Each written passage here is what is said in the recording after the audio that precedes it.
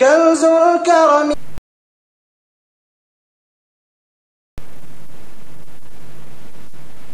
تیری شان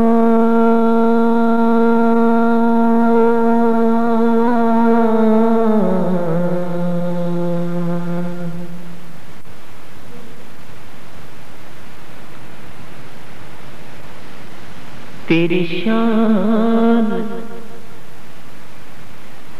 امن والہ اللہ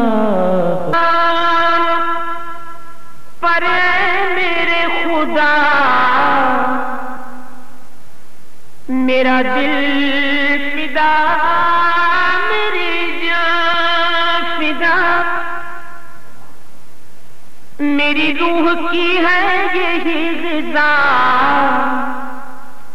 کہ تیرا نام لب پہ رہے صدا تیرا نام لب پہ رہے صدا وہ تیری رضا میری آرزو اللہ جل جلالہ اللہ جل جلالہ وہ تیری رضا میری آرزو اللہ جل جلالہ کبھی شام لطف عطا میں تو کبھی ٹوٹے دل کی صدا میں تو کبھی شان لطف عطا میں تو کبھی ٹوٹے دل کی صدا میں تو کبھی بلبلوں کی نوا میں تو کبھی شاخ گل کی ادا میں تو کبھی شاخ گل نشاط زندگی میں ڈوبنے والے بھی کہتے ہیں نشاط زندگی میں ڈوبنے والے بھی کہتے ہیں مصیبت میں ہمیشہ رحمتوں والا نظر آیا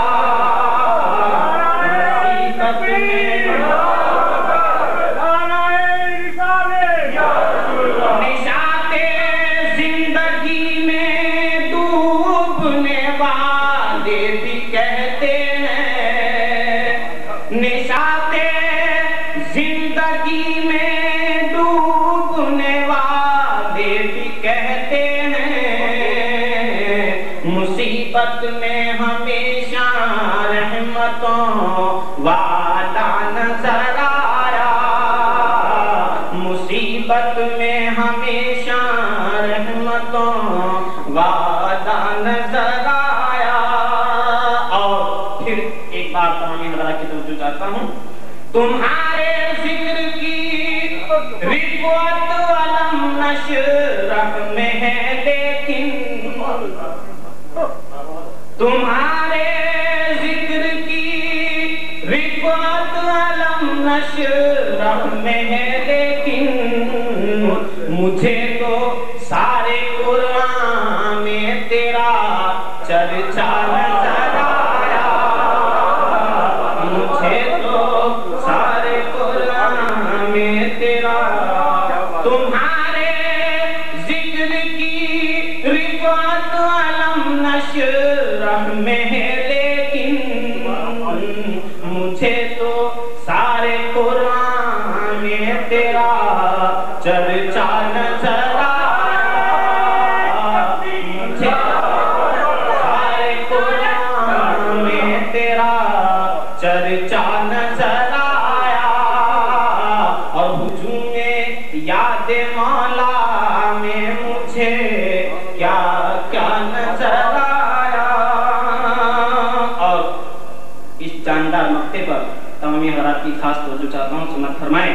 کسی بو جہل نے جب سر اٹھایا ہے کبھی انور، کسی بو جہل نے جب سر اٹھایا ہے کبھی انور، تو اعجاز محمد کا رخ زیبا نظر آیا. تو اعجاز محمد کا رخ زیبا نظر آیا. انا بشر کی تعبیروں سے دیوانے الجھتے ہیں، وہ ایک راز مشیت تھا جو باپردہ نظر آیا. اور ہجوم یاد مولا میں مجھے کیا کیا نظر آیا. السلام علیکم. یہ بات ارشاد فرمائیں گے، آپ سنیں، اپنے دلوں کو محظوظ کریں. داتا گنج بخش رحمت اللہ علیہ کے اندر سن 1980 میں پاکستان میں جب آپ تشریف لائے تھے، آپ کے وہ کلمات آج تک ہمیں ہمارے کانوں میں گونج رہے ہیں. دوبارہ بڑی مدت کے بعد آج پھر اتفاق ہو رہا ہے. الفاتحة للنبي صلى الله تعالى عليه وسلم.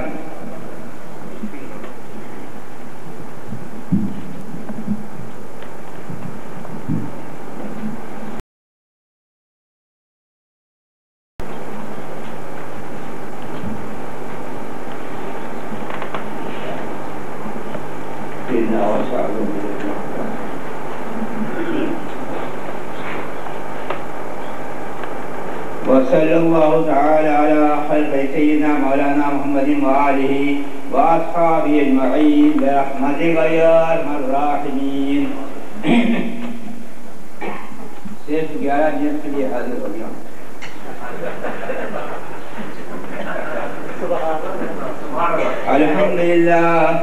الحمد لله نحمده ونستعينه ونستغفره ونؤمن به ونتوكل عليه ونعوذ بالله من شرور أنفسنا ومن سيئات أعمالنا. من يهده الله فلا مضل له ومن يضلل فلا هادي له. ونشهد أن لا إله إلا الله وحده لا شريك له. ونشهد أن سيدنا وحبيبنا وشفيعنا وطبيب قلوبنا وشفاء صدورنا محمدا عبده ورسوله بالهدى ودين الحق أرسله. أما بعد فقد قال الله تعالى في كتابه العزيز وكتابه القديم: أعوذ بالله من الشيطان الرجيم، بسم الله الرحمن الرحيم. ألا إن أولياء الله لا خوف عليهم ولا هم يحزنون. صدق الله العظيم وبلغ النبي الرؤوف الرحيم. ونحن على ذلك من الشاهدين والشاكرين والآمنين والموقنين والمطمئنين. بارگاہ نبوت میں جہاد خضوع کے ساتھ 3 مرتبہ باب بند اونچی کا نظارہ پیش کرے.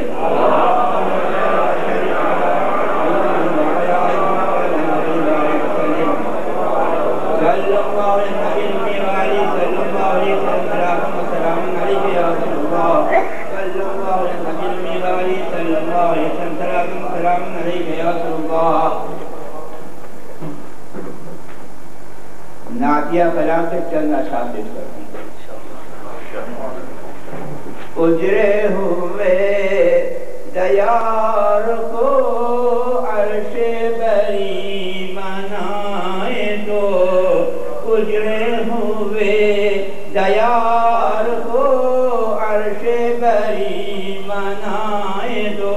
ان پر پیدا ہے دل میرا، ان پر پیدا ہے دل میرا، ناز سے دل میں آئے دو. ان کا پیدا ہے دل میرا، ناز دل میں آئے تو چہرہ پاک سے نقاب آپ ذرا اٹھائیں تو چہرہ پاک سے نقاب آپ ذرا اٹھائیں تو حسن خدا نما کی شان حسن خدا نما کی شان شان خدا دکھائیں تو یا حبیب اللہ درد و علم کے مبتلا جن کی نہ ہو کہیں دوا درد و علم کے مبتلا جن کی نہ ہو کہیں دوا دیکھیں وہ شان کبریا دیکھیں وہ شان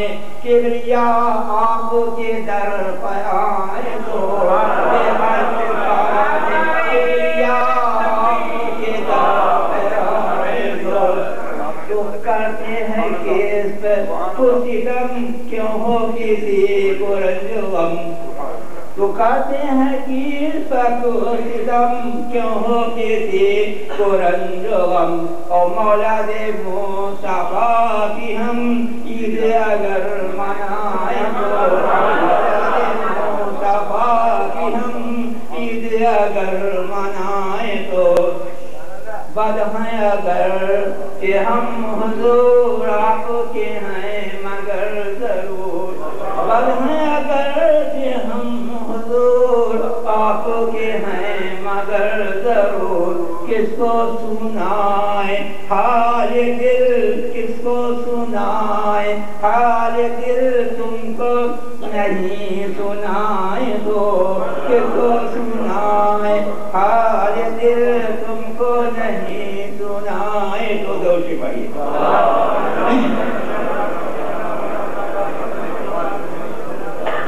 جس مضمون کے انکار کا احتمال ہو وہاں عربی میں الا یا انا یا ہا براہ تبدیل آ جاتی کیونکہ رب کے علم میں تھا کہ اولیاء کرام کے فضائل و کمالات ان کے مراتب و درجات اور ان کے قدرت و اختیارات اور ان کے مناقب کے بہت سے منکر پیدا ہونے والے ہیں لہذا اس کلام کو دو حروف تاکید سے معقد کرائے اور ارشاد فرمایا الا ان اولیاء اللہ لا خوف علیہم ولا هم يحزنون خبردار بے شک اللہ کے ولیوں کو نہ خوف نہ غم اب سوال پیدا ہوتا ہے کہ اولیاء کرام بے خوف کیسے رہتے ہیں خوف تو ایمان میں داخل ہے المنا بین الخوف والرجا خوف اور امید کے درمیان ہے تو اولیاء کرام بے خوف کیسے رہتے ہیں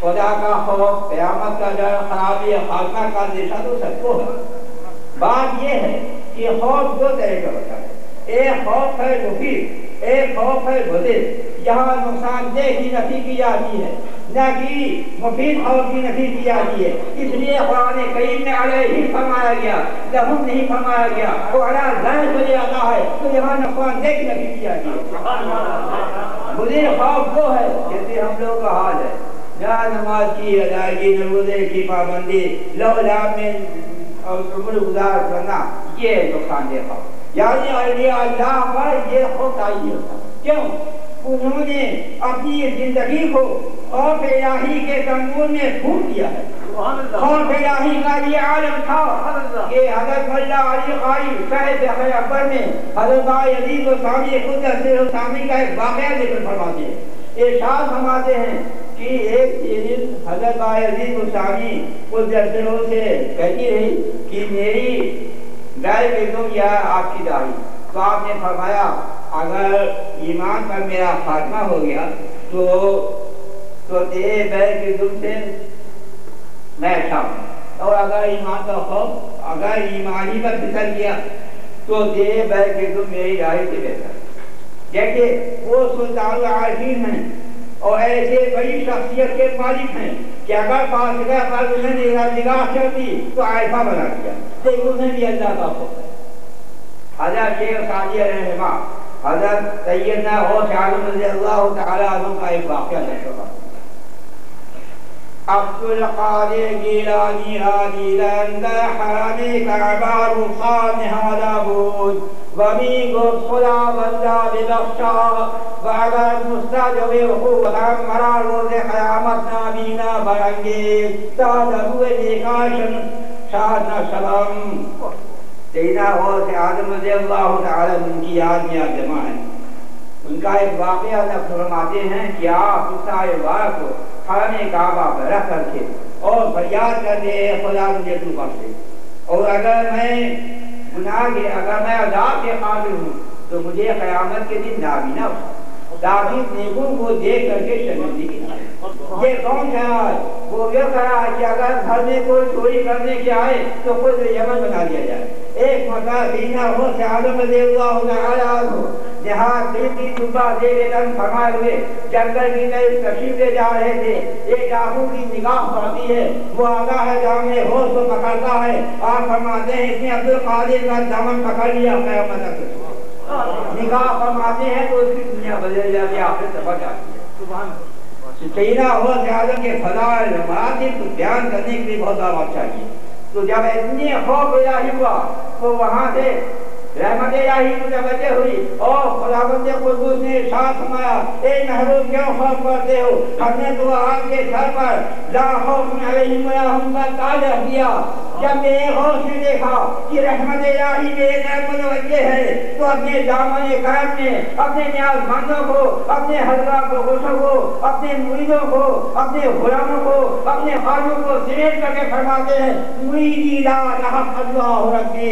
جب مردہ مجھے رب رہا ہے تو ہم اپنے مریدوں کو بھی مردہ سنا رہے ہیں. وما علیہ السلام.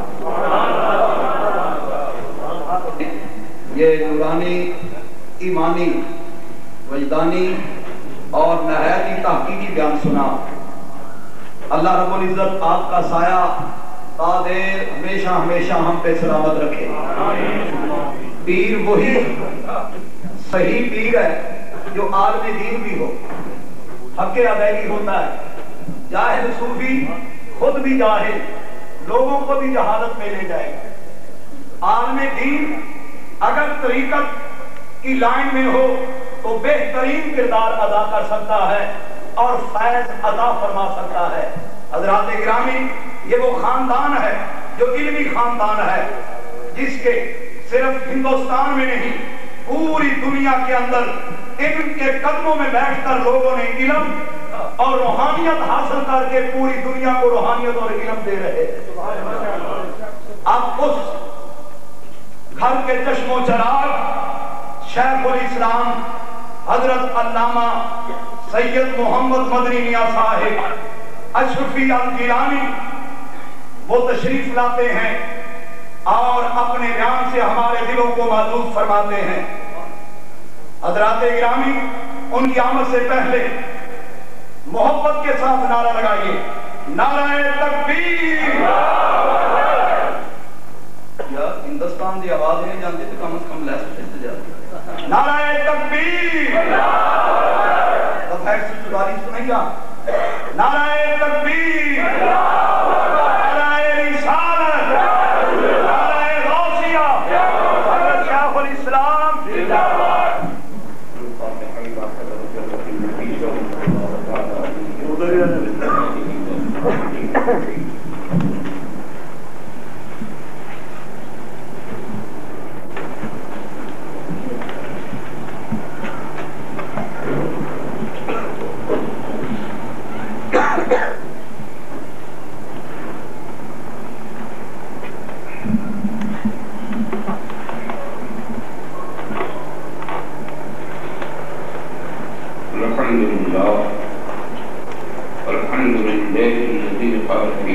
حبيبه الكريم عليه التسليم. إن الله وملائكته يصلون على النبي يا أيها الذين آمنوا صلوا عليه وسلموا تسليما.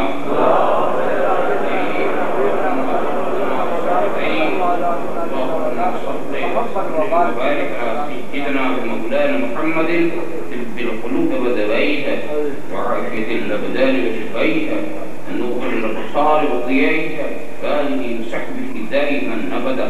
سبحان ربك رب العزة عما يصفون سلام على المرسلين والحمد لله رب العالمين.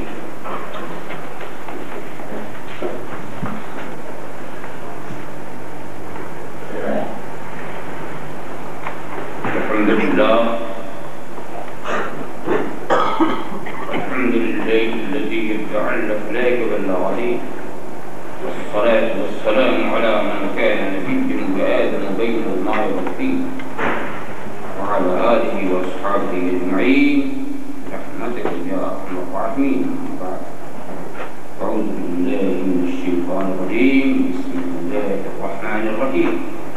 والنجم إذا هوى ما ضل سعيكم وما غوى وما ينطق عن الهوى إن هو إلا وحي يوحى. صدق الله مولانا العظيم وصدق رسوله النبي الكريم.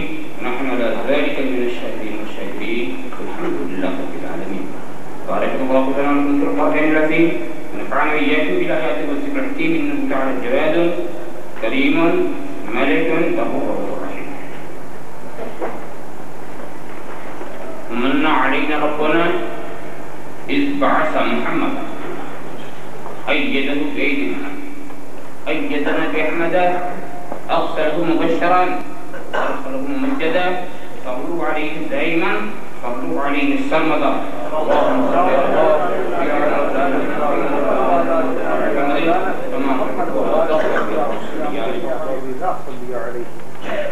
ادب گاہی زیر آسماں بخش نازک تک نفس تم کا کمی آیا سنے جو بایزید ایجا مصطفیٰ برکت سیف راکدی ہموش اگر بہو نہ رسیدی تمام پھول حبیب حسن خورشید نمتاب کا جلوہ دیکھو. آؤ احمد کی صفحے پاکہ تماشا دیکھو. دیکھنے والوں دیار شہ بتھا دیکھو. فرش کی گود میں ایسے معلّہ دیکھو. آؤ احمد کے صفحے پاکہ تماشا دیکھو. اگر خاموش رہوں میں تو تمہیں سب کچھ ہے جو کچھ کہا میرا حسن ہو گیا محدود. بارگاہ رسالت والے رسالت میں درود شریف کا مقام عقیدت پیش کرنا.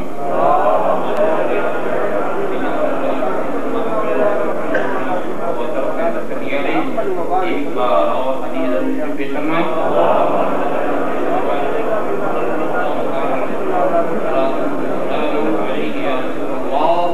ایک بار اور حدیث پیش کرنا.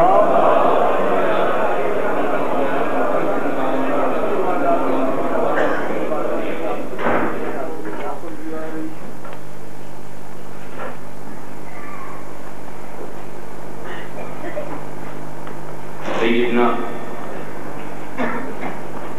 غوث پاک کی مقدس ذات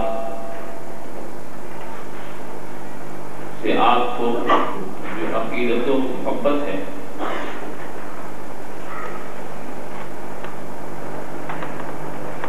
اس سے پہلے میں کچھ کروں اپنی طرف سے میں مبارکبادی پیش کرتا ہوں. آپ نے ان کے نام کی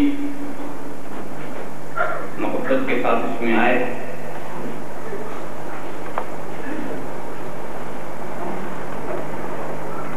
اور میں کہتا ہوں کہ سیدنا غوث پاک کی طرف سے جو ایک باطنی فیضان ہو رہا ہے آپ تمام لوگوں کے لیے اس کا اظہار کریں.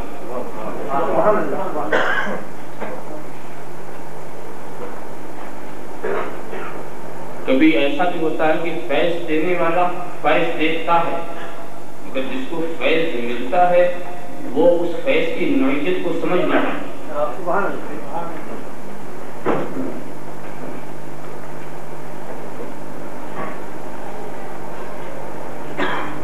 سیدنا غوث پاک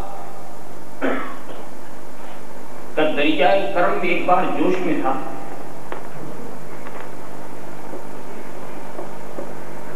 تو انہوں نے فرمایا طوبیٰ لمن رآنی، خوشخبری ہے اور بشارت ہے جنت کی اسے جس نے مجھے دیکھا. عقیدت و محبت ایمان و اذعان کی آنکھ سے جس نے مجھے دیکھا اس کے لیے میں جنت کی بشارت کیا. پھر اور اگر مجھے نہیں دیکھا تو اس کو دیکھا جس نے مجھے دیکھا, اور اگر اسے بھی نہیں دیکھا تو اس کو دیکھا جس نے اس دیکھنے والے کو دیکھا. اس طرح سرکار غوث پاک نے یہ بات 7 مرتبہ ارشاد کی.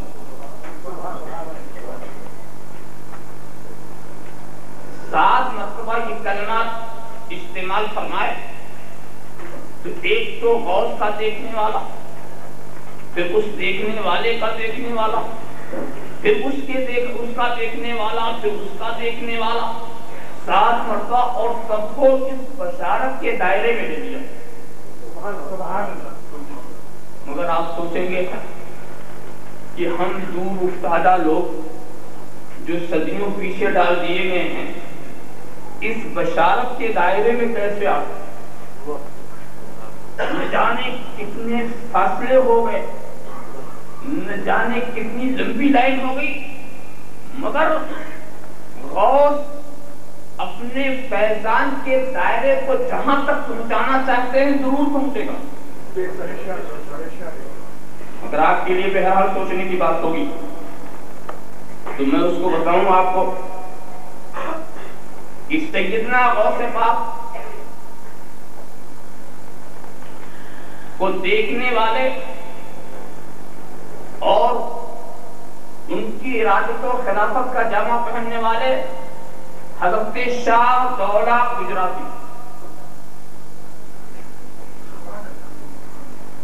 حضرت شاہ دولہ گجراتی یہ پہلے دیکھنے والے. نمبر آپ شمار کرتے رہیے گا, پھر آپ خود دیکھیں گے کہ آپ کس نمبر پر آتے ہیں. اور حضرت شاہ دولہ گجراتی کو دیکھنے والے ہیں حضرت شاہ منور الہ آبادی. شاہ دولہ کی عمر شریف 300 برس اور شاہ منور الہ آبادی کی عمر شریف 500 برس. اب فاصلے کچھ کم ہوتے نظر آ رہے ہیں, بھی تم بہت مایوس تھے. اور یہ حضرت شاہ منور آ گئے دوسرے نمبر پر کہ غوث کے دیکھنے والے کو دیکھا, اور حضرت شاہ منور کو دیکھنے والے حضرت ملا اخوند رامپوری یہ کس نمبر پر آئے؟ تیسرے نمبر. اور حضرت ملا اخوند رامپوری کو دیکھنے والے حضرت امیر کابلی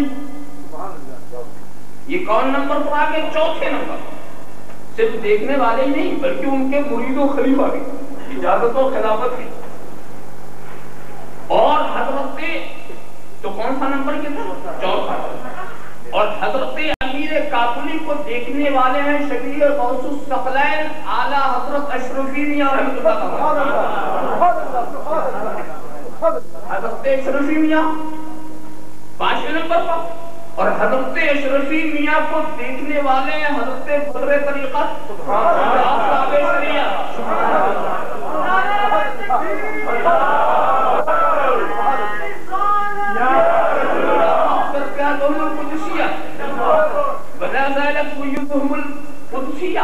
انہوں نے دیکھا کس نمبر پر آئیے, اور ان کو دیکھنے والے ہیں آپ صاحب, ان کو دیکھنے والے ہیں آپ صاحب. آپ کس نمبر پر آ گئے؟ 7ویں نمبر پر آئے. تو بشارت میں آپ شامل ہو گئے کہ نہیں؟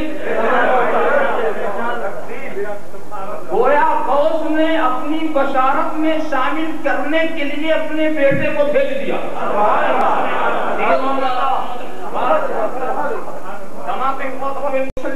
اور سنو, اگر ایمان کی دولت کے ساتھ, اگر ایمان کے ساتھ جتنے دیکھنے والے ہیں ایمان کے ساتھ اگر موت ہوئی تو ان کو یقین کر کے جانا چاہیے کہ خدا ان کے گناہوں کو بخش دے. نعرہ تکبیر, نعرہ رسالت, سرکار کلام,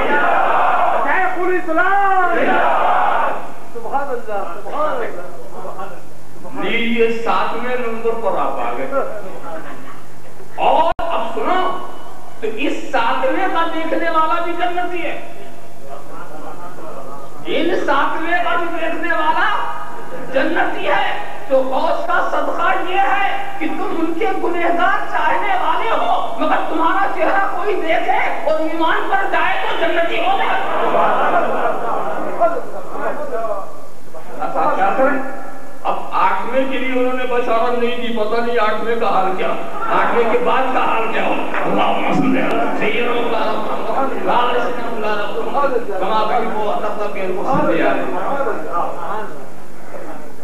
تو کتنی خوش نصیبی کی بات ہے. تو یہ سیدنا غوث پاک کا انعام ہوا کہ نہیں؟ یہ ایسا انعام تھا جو آپ کو مل گیا تھا, پتہ ہی نہیں تھا. میں نے تو صرف بتا دیا.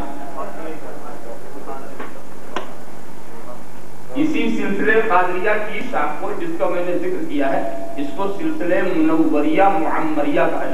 اس لیے کہ حضرت شاہ منور الہ آبادی اس میں, اور اس میں جو بزرگ تھے وہ سب معمر یعنی عمر والے, اس لیے یہ فاصلہ قریب ہو گیا. اور یہ خدا کا راز ہے وہ بہتر جانتا اپنے آپ.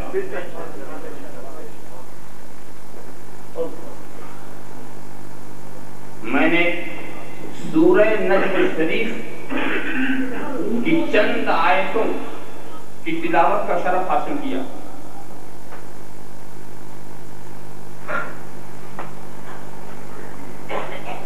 قسم ہے النجم کی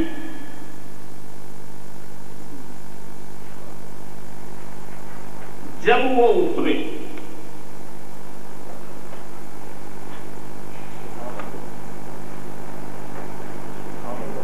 ایک بار میں بتاؤں اس سورہ مبارکہ کے تعلق کہ جب یہ سورہ مبارکہ نازل ہوئی اور سرکار پڑھتے رہے تو یہ وہ سورہ ہے کہ سب سے پہلے حضور صلی اللہ علیہ وسلم نے علانیہ حرم میں کافروں کو بالجہر سنایا. سب سے پہلی سورہ یہی سورہ والنجم, اس کو بالجہر سنا. اس کو سننے کے بعد افرأیتم اللات والعزى ومناة الثالثة الأخرى, جب اس آیت پر پہنچے, اس لفظ پر پہنچے,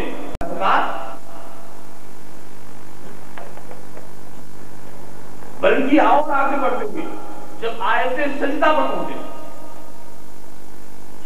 تو سرکار نے جب سجدہ کیا تو صرف مومنین ہی نے نہیں سجدہ کیا, مشرکین بھی سجدے میں جھک گئے. سارے مشرکین ہی نہیں, اس پورے علاقے میں جتنے جن و انس تھے سب جھک گئے.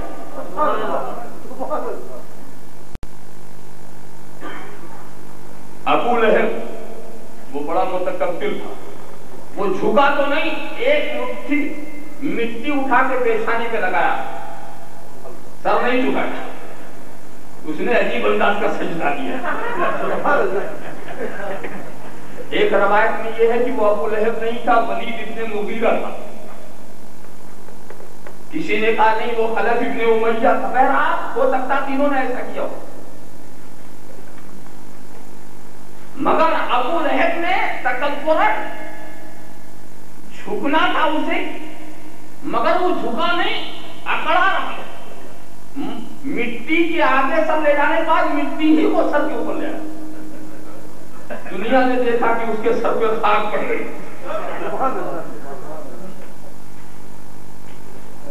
بات کیا یہ مشرکین نے سجدہ کیوں کیا وہ میں بتانا چاہتا ہوں. جس وقت حضور اس سورہ مبارکہ کو پڑھتے پڑھتے وہاں پر آئے, افرأیتم اللات والعزى ومناة الثالثة الأخرى, یہ لات و عزا و منات یہ ان کے بت تھے, ان کا نام آیا. تو شیطان نے مشرکین کے کان میں ایک اور دوسری عبارت پہنچا دی, القا کر دی. تلك الغرانيق العلا وإن شفاعتهن لترتجى. یہ بلند والا معبود ہے، ان کی شفاعت کی امید کی جاتی. ایک لفظ یہ عبارت اس کو شیطان نے ان کے کانوں میں پہنچایا. تو اپنے معبود کا ذکر سرکار جو پڑھ رہے ہیں وہ نہیں سن رہے ہیں، بلکہ شیطان نے بیچ میں ایک بات دوسری ڈال دی. سرکار تو بابا سے بلند کہہ رہے تھے، مگر جب ان کے معبودوں کا نام آیا تو شیطان نے ایک دوسرے کلمے کو ان کے کان میں ڈالا تو اپنے معبود کی تعظیم میں وہ جھک گئے، اپنے معبودوں کی عبادت کے لیے وہ جھک گئے. اور مسلمان حیران تھے کہ ہم تو جھکے خدا کے آگے، یہ تو بات سمجھ میں آتی یہ کیسے جھکے. وجہ کیا ہے کہ شیطان نے جو ان کے کان میں ڈالا تھا وہ ایمان والوں کے کان میں نہیں ڈالا تھا. تو ایمان والوں نے تو وہ سنا ہی نہیں کہ شیطان نے ان کے کان میں کیا ڈال دیا. شیطان کی کان پہچان کے کام کرتا ہے، الگ بات ہر کان میں نہیں ڈالتا.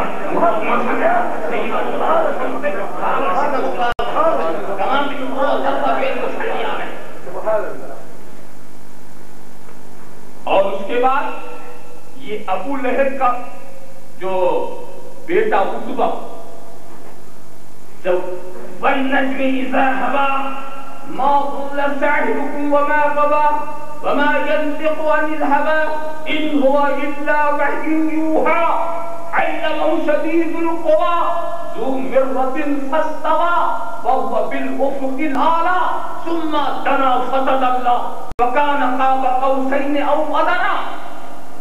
یہ جب سرکار تلاوت فرما رہے تو کہتا ہے اس نے کفرت برب النجم وبالذی دنا فتدلی.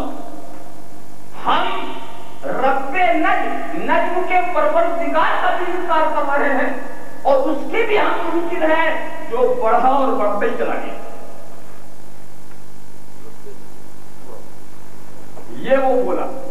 اور اس کے بعد پھر ہوا کیا کہ حضور کی ایک دختر اس کے نکاح میں اس وقت مشرکین سے نکاح کی ممانعت نہیں آئی، اس نے غصے میں طلاق دے دیا. تو سرکار نے اسی وقت فرمایا تھا اللہم سلط علیہ کلبا من کلابی، اے اللہ اپنے کتوں میں سے کسی کتے کو اس پر مسلط فرما دے. اس کے بعد یہ تو حضور کی زبان سے بات نکل گئی، وہیں سے ابو لہب بڑا چوکنا ہو گیا. اس کو اندیشہ لگ گیا کہ میرے بیٹے کے پیچھے محمد صلی اللہ علیہ وسلم کی دعا لگ گئی. اور ایک مرتبہ ہوا بھی ہے کہ جب وہ شام کا سفر کر رہا تھا، لڑکا اور باپ بھی تھا، ایک ایسی منزل پہ ٹھہرا کہ وہاں ایک کلیسا تھا. کلیسے کا راہب نکل کے کہتے ہیں آپ یہاں ٹھہرے ہوئے ہیں، یہاں بہت درندے آیا کرتے ہیں، ذرا سنبھل کر ہوش و گوش کے ساتھ رہنا. تو ابو لہب کیا کہتا ہے سب سے زیادہ میرے بیٹے کا خیال کرو.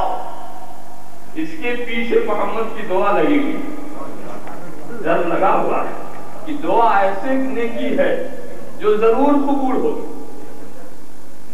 پھر لوگوں نے بڑا اہتمام کیا، اس کو بیچ میں رکھا، ہر طرف لوگ سوئے، بیچ میں اس کو رکھا. خدا نے ایسی گہری نیند ڈال دی سب بے ہوش ہو گئے. گویا ایک شیر آیا، آ کر ہر ایک کے منہ کو سونگتا اور سونگتے اندر گیا. جب اس کا منہ سونگا اسے ایک تماشا اس نے لگایا، اس کو ٹکڑے کر کے چیر پھاڑ کر کے چھوڑ دیا اور چلا گیا. کھایا بھی نہیں، چلا گیا. تفسیر روح البیان میں ہے کہ جب اس نے ایسا کیا تو کھایا تو نہیں، لم یاکلوا لنجاستہ، ایسا نجس نہ ہو کہ جانور نے بھی کھانا پسند نہیں کیا. نعرہ تکبیر، نعرہ رسالت. یہ نبی کا گستاخ ہے. جانور نے بھی کہا. اچھا ایک بات میں یہ سوچنے لگا کہ جانور آیا تو سب کو سونگتا کیوں تھا؟ سب کافر تھے, سب مشرک تھے, کسی پر بھی ہاتھ لگا دیتا, مگر اس پر جانور مشرک کی تلاش میں نہیں آیا تھا, گستاخ کی تلاش میں آیا. اور اس سے ایک بات یہ پتا چلا کہ جب نبی کی کوئی گستاخی کر دیتا ہے تو اس کے منہ کی ایک خاص بدبو نکلتی ہے جو جانور ہی پہچان لیتا ہے.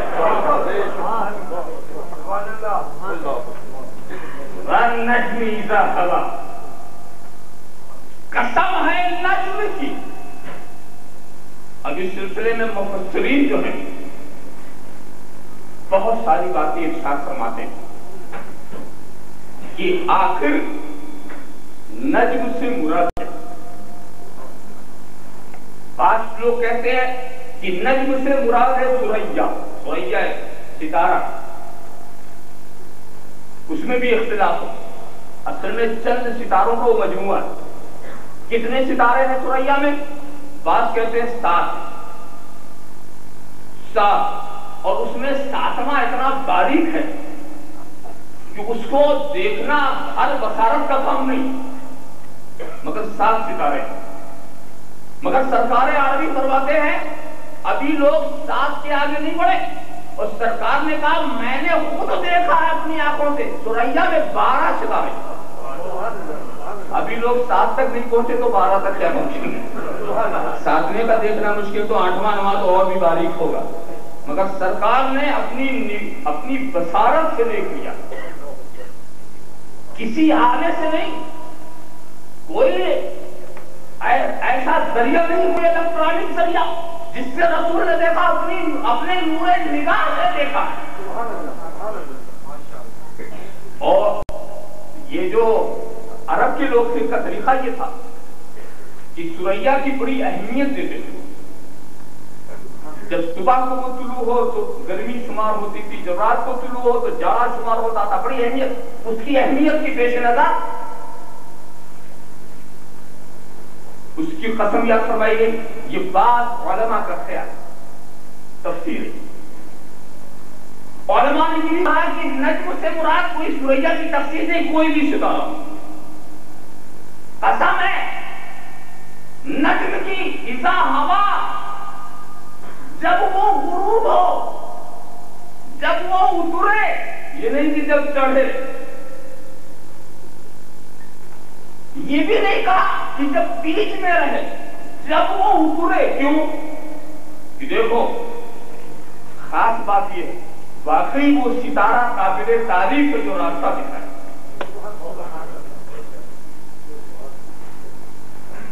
وہ ستارہ جو رہنمائی کرے وہ اس لائق ہے کہ اس کی قسم یاد ارشاد فرمائی ہے. اگر ستارہ بالکل بیچوں بیچ میں ہو تو آپ کیا سمتوں کا پتہ لگا سکیں گے؟ شمال کی طرح, جنوب کی طرح, مشرق کی طرح, تو اسے ڈھلنا چاہیے.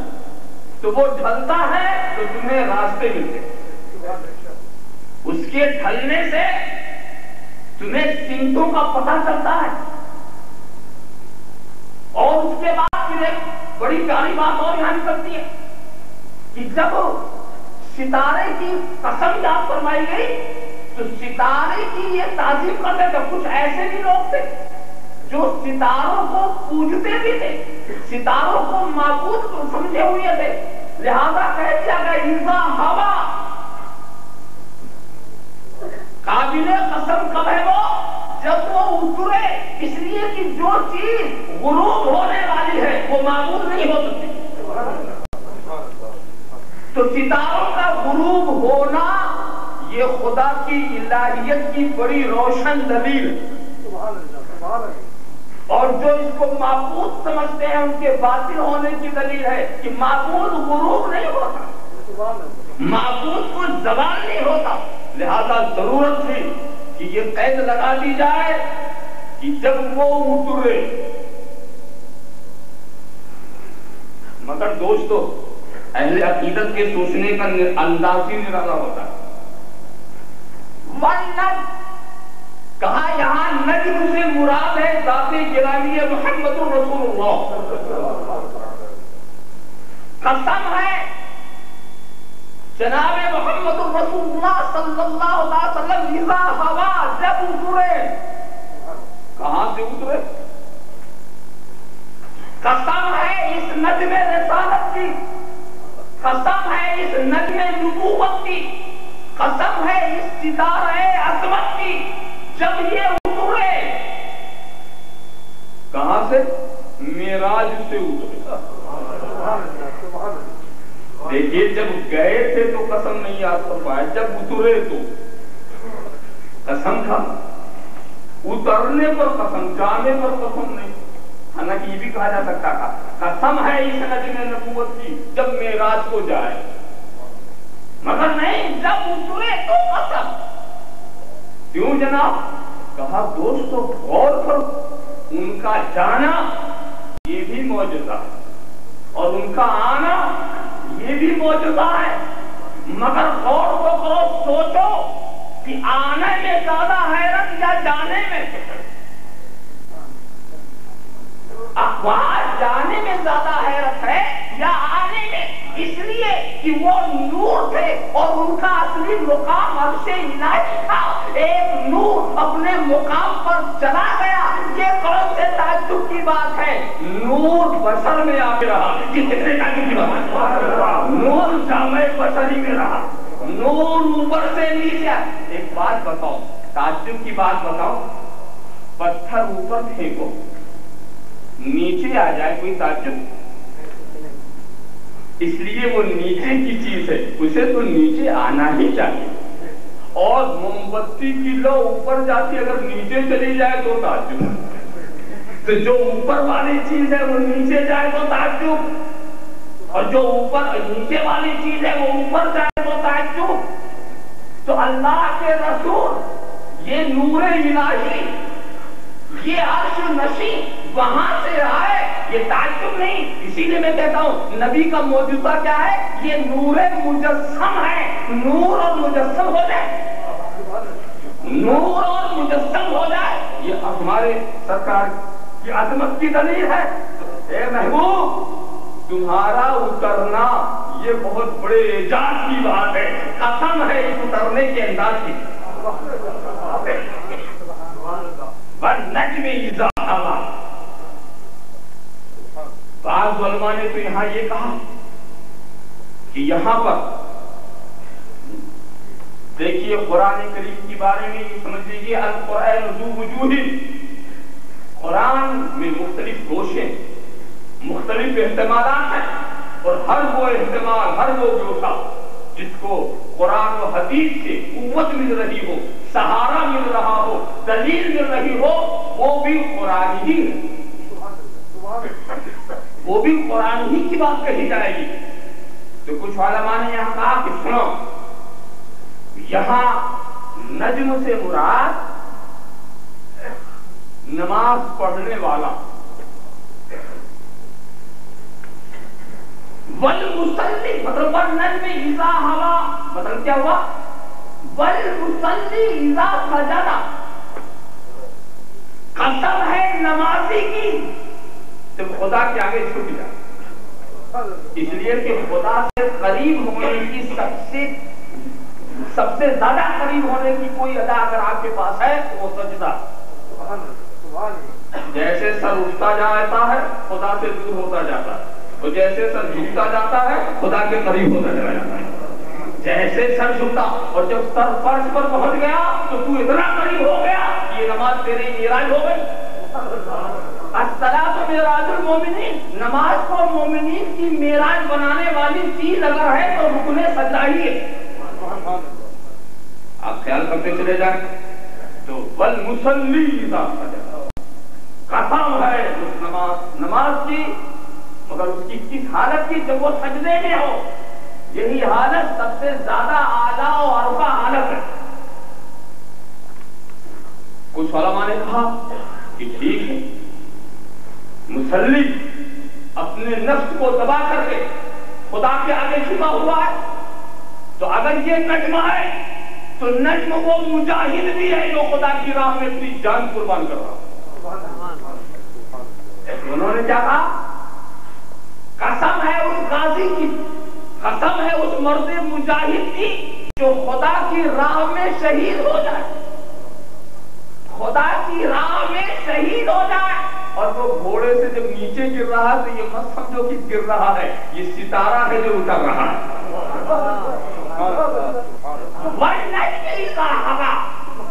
اور اس سلسلے میں بعض علماء کا یہ بھی فرمانا ہے کہ نجم سے مراد عالم، اس کے لیے حدیث کے الفاظ میں علماء العالم اذا مات ووضع فی قبرہ، قسم ہے اس عالم کی جس کی وفات ہو اپنی قبر میں اتارا جائے۔ جب وہ اپنی قبر میں اتارا جائے تو تم کیا سمجھتے ہو کہ وہ اپنی قبر میں تنہائی کی زندگی گزارنے جا رہا ہے؟ قرآن کہتا نہیں، یہ عالم، یہ دین کا عالم جو دین کی راہ میں رہا اور پھر اس پر وفات طاری ہوئی، اب یہ قبر میں جا رہا ہے تو یہ عالم نہیں ہے، یہ چمکتا ہوا ستارہ۔ اور واقعی دوستو اسی لیے عالم کو رسول نے نجم کہا بھی، العلماء نجوم الارض، یہ علماء جو ہیں زمین کے ستارے، علماء امتی کالنجوم بہا یہتدی فی البر والبحر، ہماری امت کے علماء اس ستاروں کی طرح ہیں، ان سے زمین خشکی میں بھی اور تری میں بھی، دریا میں بھی، صحرا میں بھی، ہر جگہ ہدایت حاصل کی جاتی ہے۔ ذرا آپ دیکھیں تو علماء کے لیے کیا کہا گیا ہے کہ یہ ستارے ہیں اور یہ ان کی خبریں جو ہیں یہ ان ستاروں کے رہنے کی جگہ ہے۔ زمین کو خدا نے ستاروں سے آباد کر دیا ہے اور ان ستاروں کی رہنے کی جگہ یہ ہے جسے تم قبر کہتے ہو۔ قرآن کریم نے ایک لفظ یہ دیا، فلا اقسم بمواقع النجوم، میں قسم یاد کرتا ہوں ستاروں کے رہنے کی جگہ سے، جہاں ستارے رہ رہے ہیں اس کی میں قسم یاد فرما رہا ہوں۔ تو اگر ان ستاروں سے آسمان کے ستارے مراد ہو سکتے ہیں تو انہی ستاروں سے یہ زمین کے بھی ستارے مراد ہو سکتے ہیں۔ زمین کے یہ ستارے جو اپنے قبروں کے اندر آرام فرما رہے ہیں، وہیں سے روشنی دے رہے ہیں، وہیں سے تجلی بھیج رہے ہیں، وہیں سے تابانی دے رہے ہیں۔ رب تبارک و تعالیٰ ان کے رہنے کی جگہوں کی قسم یاد فرما رہا، گویا رب تبارک و تعالیٰ اولیاء کرام کے روضوں کی قسم یاد فرما رہا۔ ولا اقسم بمواقع النجوم، یہ نجم ہیں، یہ ستارے ہیں۔ ذرا صاحب خیال کرو تو علماء کے لیے نجم کا لفظ استعمال کیا گیا ہے، مگر دوستو دین کا عالم ہونا چاہیے۔ دین کا عالم وہ اصطلاحی عالم نہیں کہہ رہا، وہ اصطلاحی عالم کچھ بنتے ہیں نا، ایک سرٹیفکیٹ مل جاتا ہے، پگڑی مل جاتی ہے اور کچھ اور بھی مل جاتا ہوگا، بہرحال اصطلاحی عالم۔ میں اس عالم کی بات کروں جسے قرآن ستارہ ہے، میں اس عالم کی بات کر رہا ہوں، وہ عالم جو ہر وقت خدا سے ڈرتا ہو، جس کے دل میں خشیت الہی ہو، جس کے دل میں خوف خداوندی ہو، وہ اس کو عالم۔ اسی لیے عالم کی تعریف ہی یہی کی گئی ہے کہ عالم وہ ہے جو خدا سے ڈرے۔ تو اگر تم ساری دنیا کے کتابوں کو پڑھ لو، ساری دنیا کے علوم کو حاصل کر لو، اسلام کے تمام حلال و حرام کو جان لو، عربی کی ہر کتاب یاد کر لو، قرآن کا ایک ایک فقرہ حفظ کر لو، یہ سب کچھ کرنے کے بعد بھی اگر تم خدا سے نہیں ڈرتے تو تم سب کچھ ہو، عالم نہیں ہو۔ حلال و حرام جاننے سے کوئی عالم بنتا؟ حلال و حرام جاننے سے کوئی عالم؟ میں تو کہتا ہوں شریعت کے جتنے حلال و حرام ہیں شیطان سب سے بہتر جانتا ہوگا، خوب جانتا ہوگا۔ اگر شریعت شیطان کو پتہ نہ ہو حلال حرام کا تو حلال چھوڑا کے حرام میں لے کیسے جائے؟ وہ جانتا ہوگا کہ حلال کیا ہے حرام کیا ہے۔ تو حلال حرام جاننے سے کوئی عالم نہیں ہوتا، خدا سے ڈرنے سے ہوتا ہے۔ اللہم صلی علی سیدنا مولانا محمد وعلی آلہ مولانا محمد کما تحب و ترضى بهم صلی علیہ۔ اس چیز کو اچھی طرح سے ذہن میں رکھو کہ ان عالموں کی رب تبارک و تعالیٰ قسم کیا فرماتا. علماء کہتے ہیں کہ یہاں صحابہ کرام میں برا ہو، اس لیے کہ صحابہ کرام کے لیے تو خود نجوم کا لفظ حدیث میں آیا، اصحابی کا نجوم، یہی کہ اقتدائی تم احتدائی کن، میرے سارے صحابہ یہ ستاروں کی طرح ہیں، جن کی بھی تم پیروی کرو گے ہدایت پا جاؤ گے. یہ سب ستارے ہیں. ذرا سا دیکھو، ان سے خشکی میں بھی ہم ہدایت حاصل کرتے ہیں اور ان سے تری میں بھی ہم ہدایت حاصل کرتے ہیں، بحر میں بھی، بر میں بھی، دریا میں بھی، صحرا میں بھی. قسم ہے اللہ کے رسول کے ان دیکھنے والوں کی جنہوں نے ایمان کے ساتھ رسول کو دیکھا ہے اور جو ستارے ہدایت. اس سلسلے میں بعض علماء کا یہ قول بھی میں آپ کے سامنے رکھ دوں کہ انہوں نے نجم سے کیا مراد لیا ہے؟ نور معرفت. اذا وقع فی القلب، قسم ہے نور معرفت کی جب دل مومن میں اتر جائے. پہچاننا معرفت کا ایک بہت ہی اونچا مقام اور اونچی منزل ہے. مگر دوستو، میں سطحی طور پر اگر بات کروں تو لوگوں کو جو نقصان پہنچتا ہے یہ فائدہ پہنچتا، دونوں میں معرفت اور عدم معرفت کا حق. کیا مطلب؟ جب آپ کسی دشمن کو پہچان نہ پائیں، دشمن کو اپنا دوست سمجھ لیں، دھوکہ ضرور کھائیں گے. اور یہ دھوکہ کیوں ہوا کہ معرفت نہیں تھی. اور ایسے ہی اس وقت بھی دھوکہ ہوگا جب دوست کو دشمن سمجھ لیں. جیسے دشمن کو دوست سمجھنے میں دھوکہ ہے، ویسے ہی دوست کو دشمن سمجھنے میں دھوکہ ہے.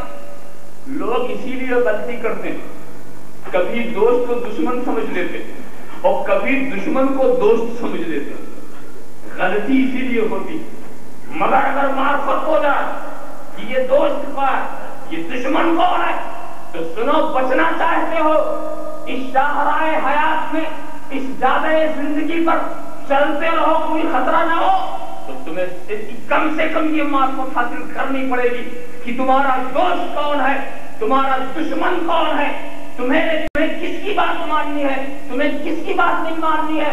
چھوڑو تمام باتوں کو.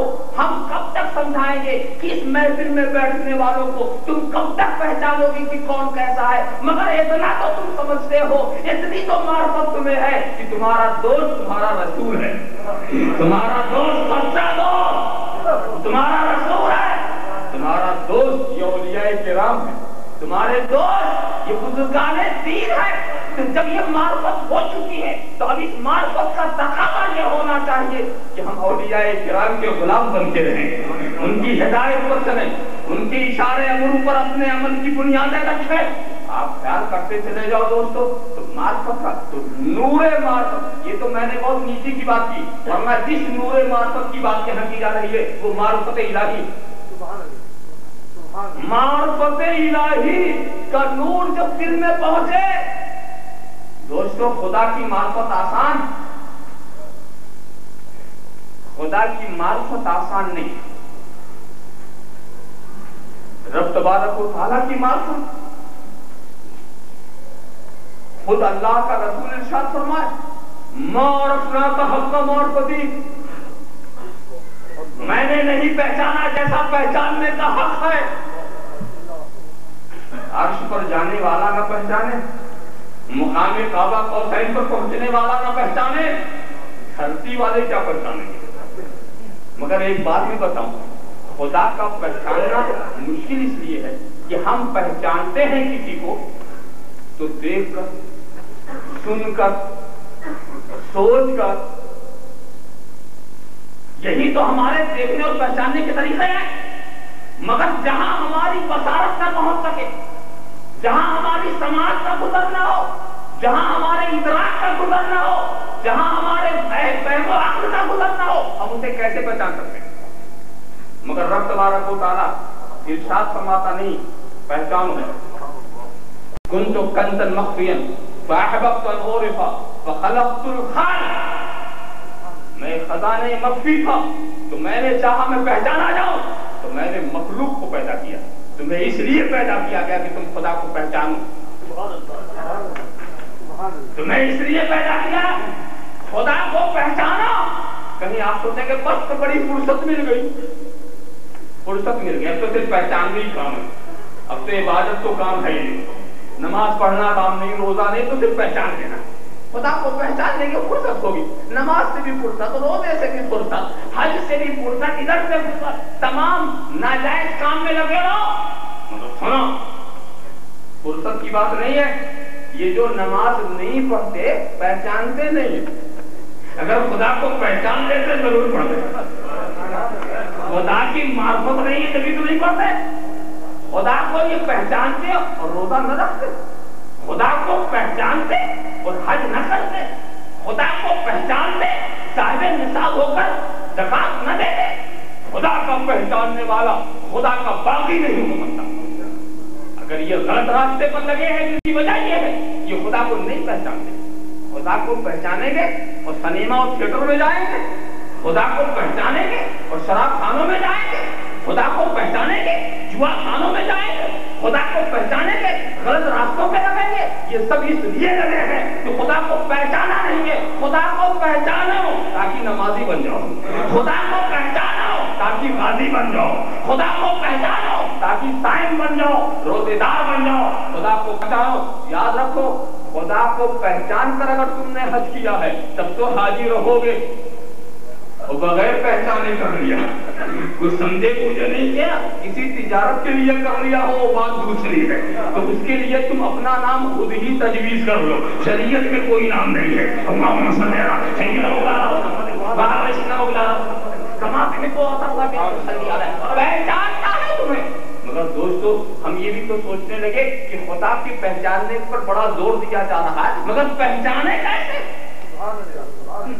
نہ وہاں عقل پہنچے نہ وہاں ادراک پہنچے، کہا میں نے مخلوق کو پیدا کیا۔ سنو ایک دوسرے حدیث قدسی کے دوسرے کلمات جو اس حدیث کی وضاحت بھی فرما رہے ہیں، کنت کنزا مخفیا فاحببت ان اعرف فخلقت نور محمد، میں ایک خزانہ مخفی تھا تو میں نے چاہا کہ میں پہچانا جاؤں تو میں نے نور محمد کو پیدا کیا، نور محمد کو پیدا کیا، نور مصطفیٰ کو میں نے بھیجا تاکہ تم مجھے پہچانو۔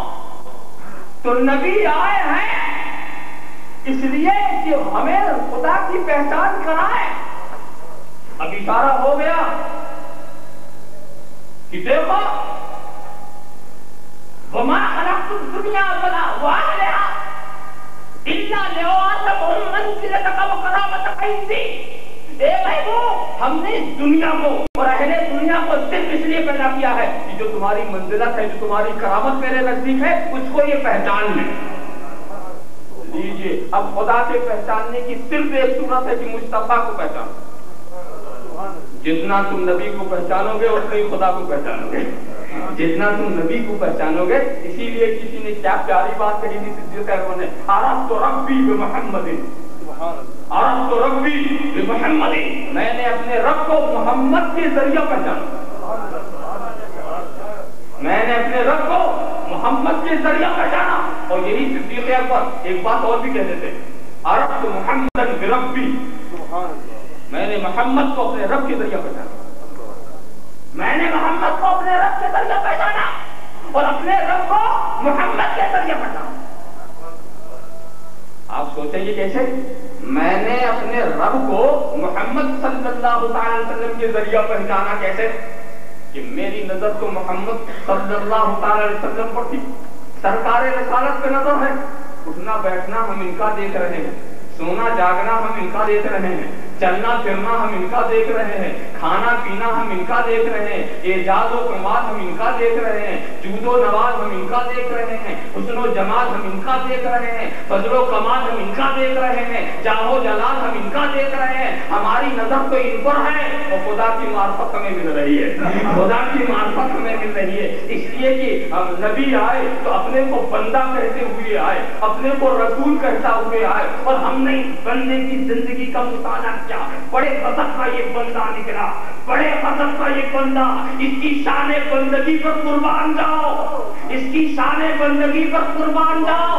मेरे रसूल की बंदगी का ये एजाज है कि जब नबी ने अपने को बंदा बंदा बंदा कहा तो आज तक लोग उस नबी को बंदा ही कह रहे हैं, अल्लाह का बंदा, अल्लाह का रसूल।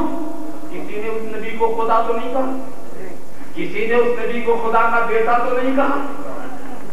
देखो हजरत ईसा ने भी अपने को बंदा बंदा कहा था, हजरत ईसा ने अपने को बंदा बंदा कहा। मानने वालों ने बेटा कहना शुरू कर दिया, मानने वालों ने बेटा कहना शुरू कर दिया। हजरत उज़ैर ने अपने को बंदा बंदा कहा, मानने वालों ने बेटा बेटा कहना शुरू कर दिया। मगर ये कौन सा रसूल, इसने जो अपने को बंदा कहा तो कयामत तक न दोस्त बेटा कह रहा, न दुश्मन बेटा कह रहा, न मानने वाला बेटा कह रहा, न काफिर बेटा कह रहा, सब बंदा। जरा साहब ख्याल करो। और मैं आपको ताज्जुब की बात बताऊं, एक ऐसी जमात है जो नुसैरी कहलाती है। ये नुसैरी हजरत अली को खुदा कहते हैं, हजरत अली को खुदा कहते हैं, और मोहम्मद अरबी को रसूल ही कहते हैं, मोहम्मद अरबी को रसूल ही कहते हैं। तो ये मेरे रसूल की शान बंदगी का कमाल है कि नहीं? अरे जो गोद में पला हुआ था उसे तो खुदा कह दिया, और पालने वाले को रसूल ही कह रहे हैं। पता चला ऐसा इन्होंने बंदा बंदा कह दिया है कि कोई बेटा कह ही नहीं सकता।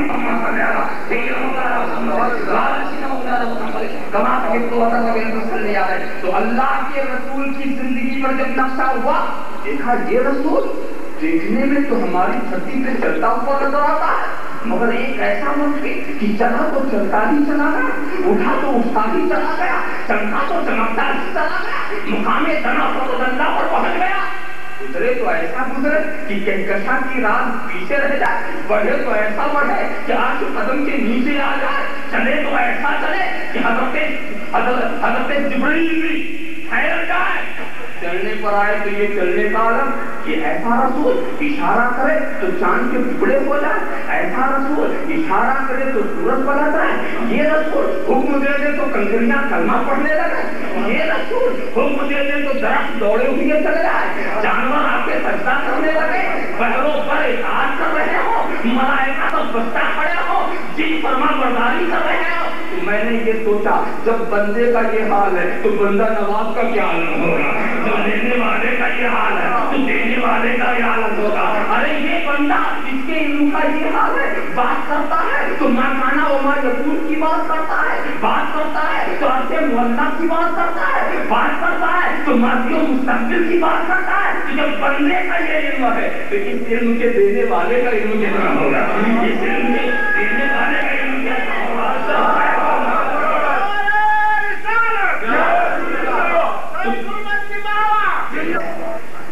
बंदे इल्म को देखकर खुदा के इल्म की मार्फत मिल रही है, बंदे की कुदरत को देखकर। और बात भी यही है दोस्तों कि आईने के ऊपर कोई आईना लालची होता है। मिसाल के तौर पर आईने पर सूरज की जब रोशनी पड़ती है तो सूरज, तुम आईने को देखते चले जाओ, सूरज करके नहीं आया, सूरज जहाँ है वहीं आईने के अंदर सूरज उतर कर नहीं आया है, बल्कि जलवे उतर के आए हैं। ऐसे जलवे उतर आए हैं कि हम देखते हैं नीचे, समझते हैं ऊपर वाले को, देख रहे हैं नजर नीचे है, मार्फत ऊपर वाले की हो रही है।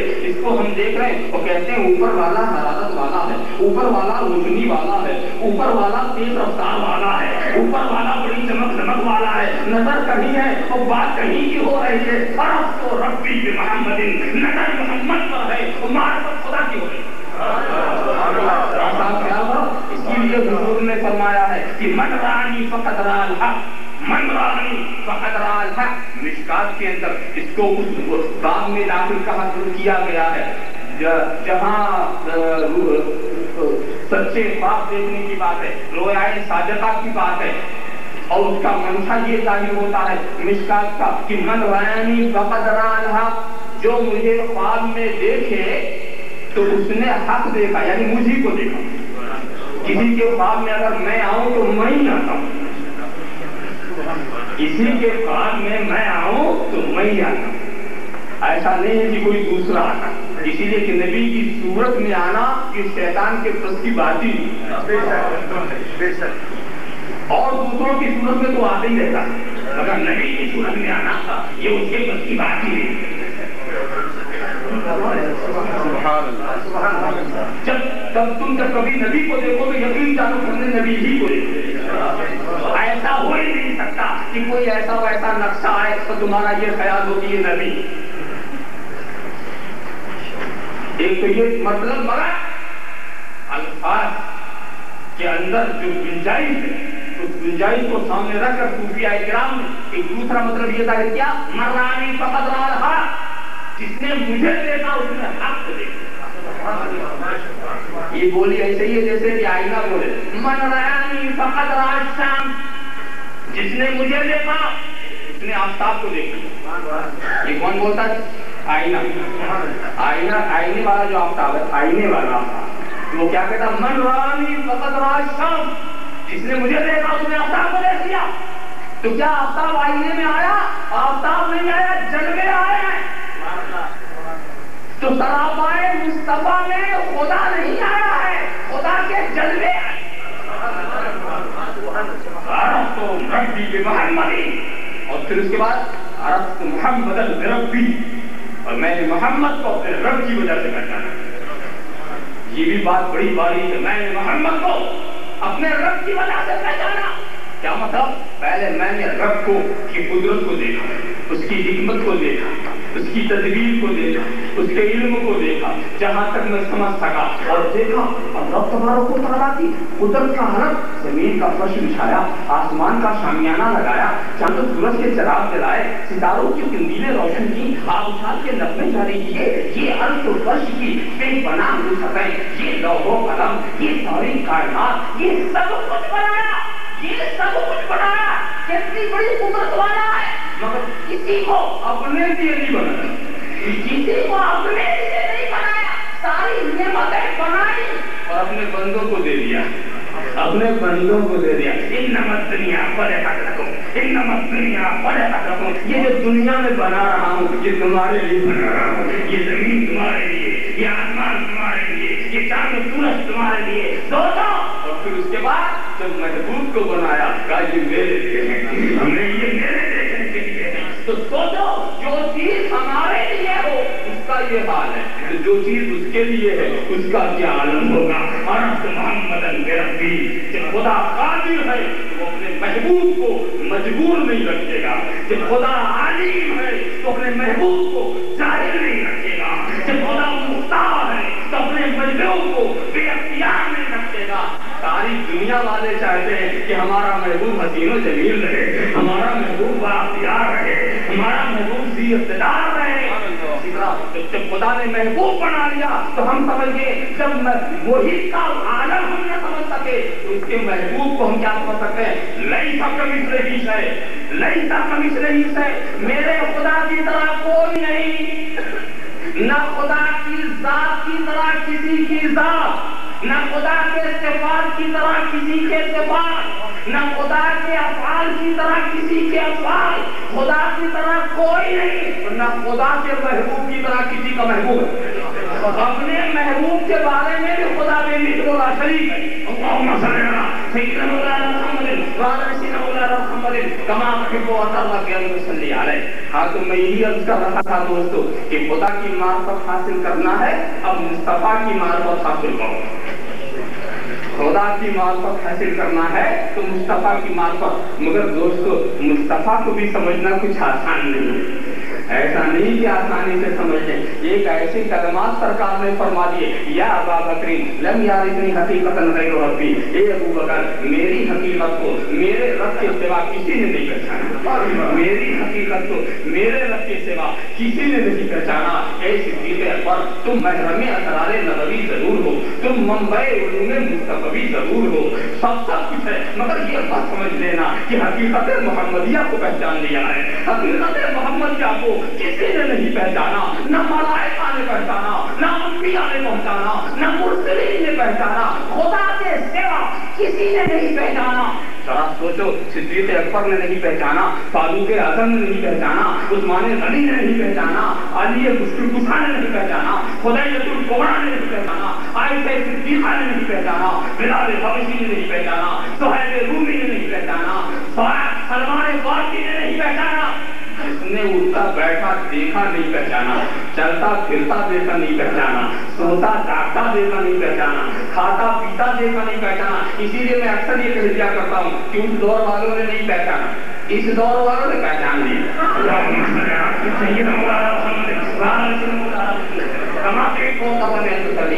آسان نہیں ہے مصطفیٰ کو پہچاننا, یاد رکھو.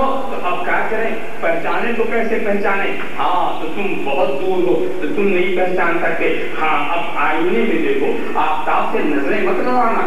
آفتاب کا جمال دیکھنا ہے تو نظر اٹھا کے مت دیکھو, آئینہ لگا کر کچھ بہانہ تلاش کر لو اور کچھ واسطے لگا لو تاکہ نظر ٹھہر سکے, نظر ٹھہر سکے. تو مصطفیٰ کے جمال کو دیکھنا ہے تو چہرے نبوت پر نظر لڑانے کے تم لائق ہی نہیں ہو. اگر مصطفیٰ کی صداقت دیکھنا ہے تو صدیق اکبر کو دیکھ لو, عدالت دیکھنا ہے تو آئینے فاروق اعظم کو دیکھ لو, سخاوت دیکھنا ہے تو عثمان غنی کو دیکھ لو, سیادت دیکھنا ہے, شجاعت دیکھنی ہے تو علی مرتضیٰ کو دیکھ لو, انداز بندگی دیکھنا ہے تو ابو ذر غفاری کو دیکھ لو. ذرا دیکھو, دیکھنا ہے دیکھو, یہ سب آئینے ہیں.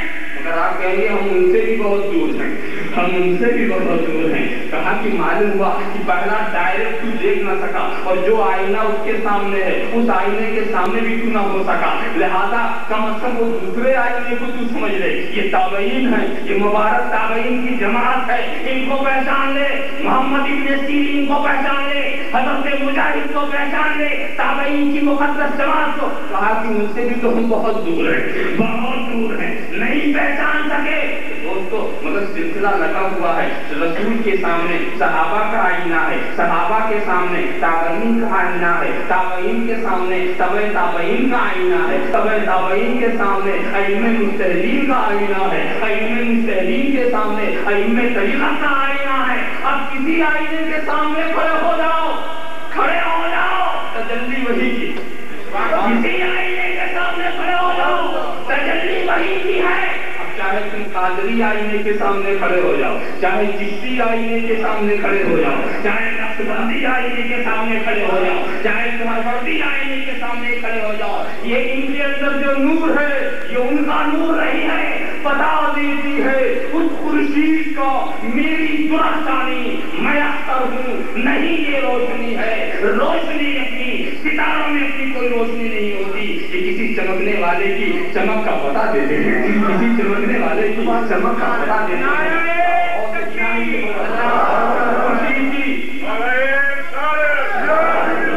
جاؤ غوث جیلانی سے پوچھو, جاؤ خواجہ اجمیری سے پوچھو, جاؤ مخدوم سمنانی سے پوچھو, جاؤ محبوب الہی سے پوچھو کہ آپ کے چہرے انور میں یہ تابانی کس کی ہے, یہ جلوے کس کے ہیں, یہ مہک کس کی ہے, یہ حسن و جمال کس کا ہے, یہ جود و نوال کس کا ہے.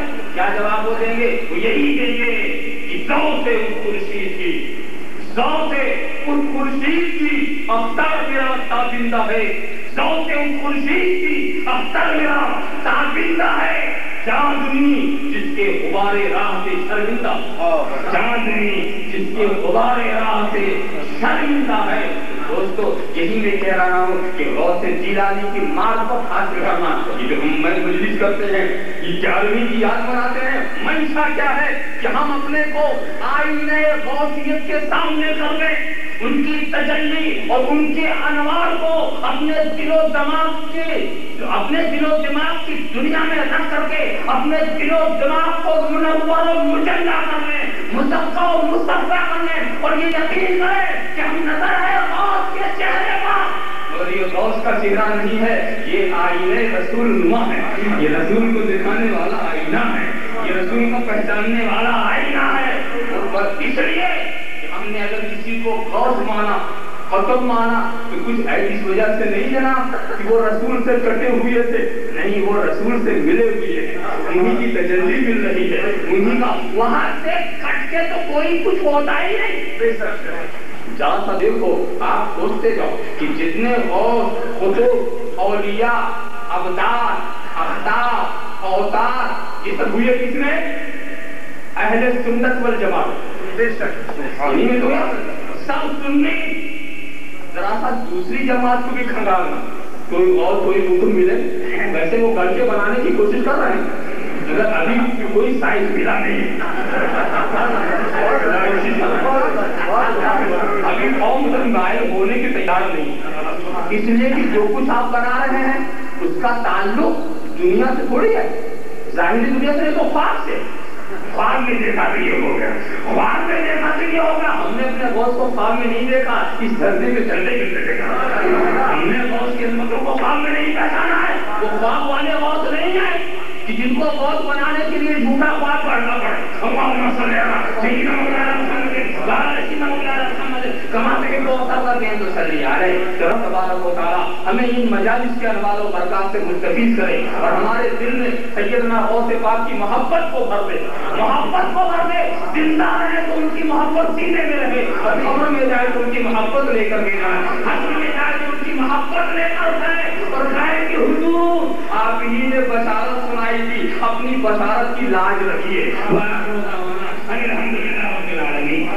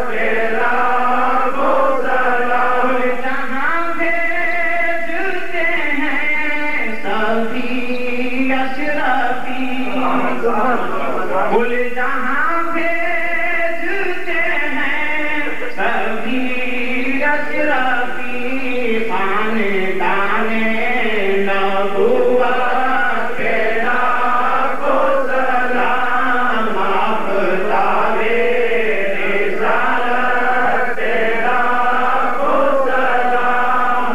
की दुआ से कबल मैं अर्ज करूंगा कि जिन हजरात ने खसूसी तौर पर इस प्रोग्राम के अंदर तावन किया है अपनी दुआ में उनको शामिल रखें, तो अल्लाह करीम आज की ये हाजिरी कबूल करे। एक दो ऐलान हैं, वो हजूर की दुआ के बाद मैं मुनासिब समझूंगा। اللهم ثبتنا على الاسلام والايمان، واهدنا على الايمان، حياة العلماء، وامنا لموت الشهداء، واحشرنا في زمرة الاولياء، وادخلنا الجنة مع الانبياء. اللهم اعنا سعيدا وامنا سعيدا واحشرنا في الشهداء. ربنا اغفر لنا ولاخواننا الذين سبقونا بالايمان، لا تجعل في قلوبنا غلا لمن ربنا انك غفور رحيم. ان الله وملائكته يصلون على النبي يا ايها الذين آمنوا صلوا عليه وسلموا تسليما.